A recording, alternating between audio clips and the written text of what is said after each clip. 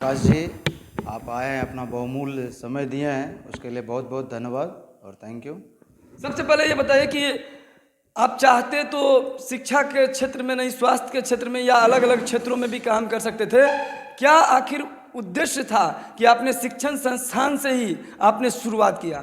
देखिए, एक्चुअली हमारे गांव में जो है ना, बहुत सारे ऐसे बच्चे थे जो स्कूल नहीं जा पा रहे थे, और जो स्कूल जा भी पा रहे थे ना, उसको अच्छे खासे जो है ना, मतलब शिक्षा नहीं मिल पा रही थी।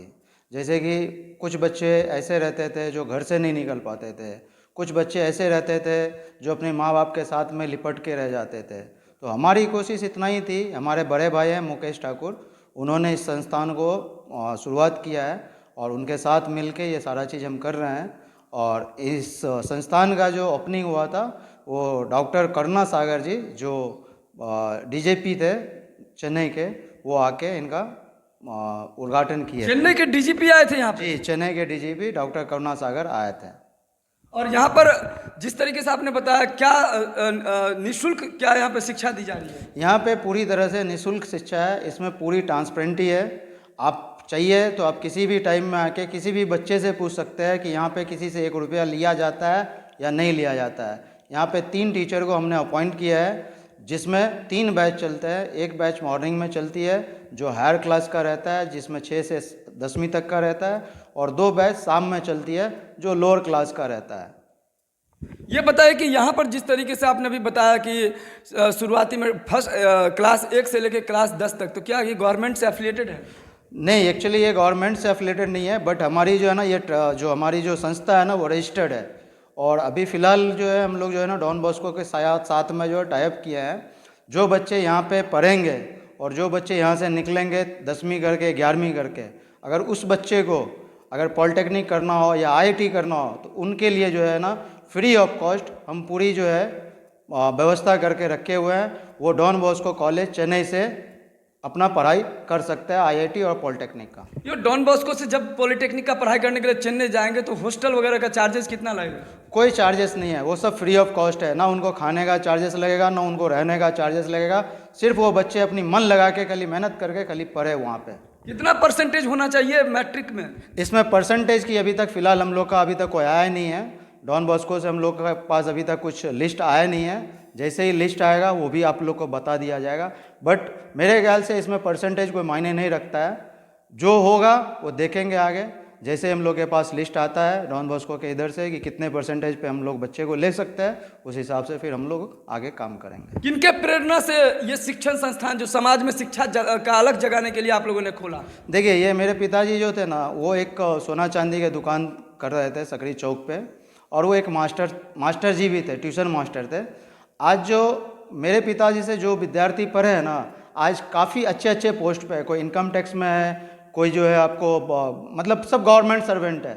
ऐसा नहीं है कि कोई प्राइवेट सर्वेंट है, सब गवर्नमेंट सर्वेंट में हमारे पिताजी के द्वारा शिक्षित किया गया बच्चा जो है ना, शिक्षित किया गया छात्र जो है ना, अच्छे अच्छे इसमें है, सरकारी नौकरी कर रहे हैं, सब कुछ अच्छे कर रहे हैं। आप जाके देख सकते हैं, चेक कर सकते हैं।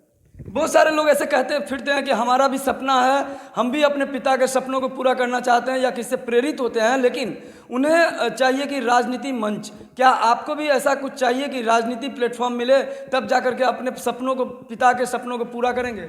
राजनीति से हमारा दूर दूर तक कहीं संबंध नहीं है, ना मेरा ना मेरे बड़े भाई का। राजनीति अगर करना रहता तो ये संस्था हम खोलते ही नहीं है, फिर डायरेक्ट जो है ना हम लोग राजनीति में घुसते हैं। राजनीति से हमारा दूर दूर तक कोई लेना देना नहीं है। क्या कहना चाहेंगे ऐसे लोग को जो समाज सेवी हैं लेकिन कहते हैं कि राजनीति में आएंगे तो हमारा सपना पूरा होता है? वो उन लोग से पूछिए, क्योंकि हम राजनीति में नहीं है, और राजनीति का जो है ना हम आपको नहीं बता सकते हैं, उसकी स्तर हम नहीं आपको बता सकते हैं। क्या यहाँ मिथिलावासी, जितने भी संपूर्ण मिथिलावासी देख रहे हैं, क्या अपील करना चाहेंगे लोगों से? हम अपील इतना ही करना चाहेंगे कि आप हर बच्चे को, खासकर सागरपुर के जो ग्राम के पंचायत के जो बच्चे हैं ना, हम सबसे अपील यही करना चाहेंगे कि आप जो है ना अपने बच्चे को यहाँ भेजिए, या संस्था में भेजिए, बच्चे को पढ़ाइए, और यहाँ पे जो है ना रिजल्ट देखिए बच्चे का क्या आ रहा है, बच्चे का रिजल्ट क्या आ रहा है। उसके बाद जो है ना फिर आगे आप हमसे मिलिए, हमसे बात कीजिए कि यहाँ आपके बच्चे में प्रोग्रेस है या नहीं है। ये बताइए कि यहाँ पर जिस तरीके से अभी आपने बताया कि आप हर जो इंस्टीट्यूट है कहीं ना कहीं किसी विजन या मिशन पे आधारित है, आपका विजन, आपका मिशन क्या है? हमारा विजन और मिशन एक ही है कि गरीब से गरीब बच्चे को हमको पढ़ाना है और उसके घर से उठाना। देख लीजिए, हमारा कहने का मतलब एक ही चीज़ है कि अगर हम किसी घर से अगर एक बच्चे को भी उठा के अगर उसको आदमी बना दे, उसको नौकरी तक पहुंचा दे, तो कम से कम उसका परिवार चल सके। ये बताइए कि अभी आपने टारगेट क्या लिया है, कहाँ से कहाँ तक के एरिया तक आपको जो है बच्चों को शिक्षा का अलग जगाना है? सबसे पहले हम अपने पंचायत को जो है ना, जो हमारे सागरपुर पंचायत है, सबसे पहले हम अपने गांव को शिक्षित करेंगे। उसके बाद आगे जो है ना देखेंगे, पहले मेरे गांव शिक्षित हो जाए, उसके बाद आगे का विजन जो होगा ना, जहां से अप्रोच आएगा वहां पे हम करेंगे। लेकिन सबसे पहले हम अपने सागरपुर बच्चे को शिक्षित करना चाहते हैं। में पढ़ रहे हैं उसको तवज्जो देते हैं, क्योंकि देखिए जो प्राइवेट में पढ़ने वाले होंगे उसके पास पैसा होगा तो ही वो प्राइवेट में पढ़ रहे होंगे। जो बच्चे के पास पैसा नहीं है, इसी के लिए वो गवर्नमेंट स्कूल में जाता है। तो यहाँ पे सबसे फर्स्ट प्रायोरिटी है गवर्नमेंट में पढ़ने वाले बच्चे को, गवर्नमेंट स्कूल में जो पढ़ते हैं उस बच्चे का फर्स्ट प्रायोरिटी है ये संस्थान में। और जो बच्चे का एडमिशन नहीं हुआ अभी तक फ़िलहाल गवर्नमेंट स्कूल में, वो एडमिशन कराने का भी काम जो है हम लोग कर रहे हैं।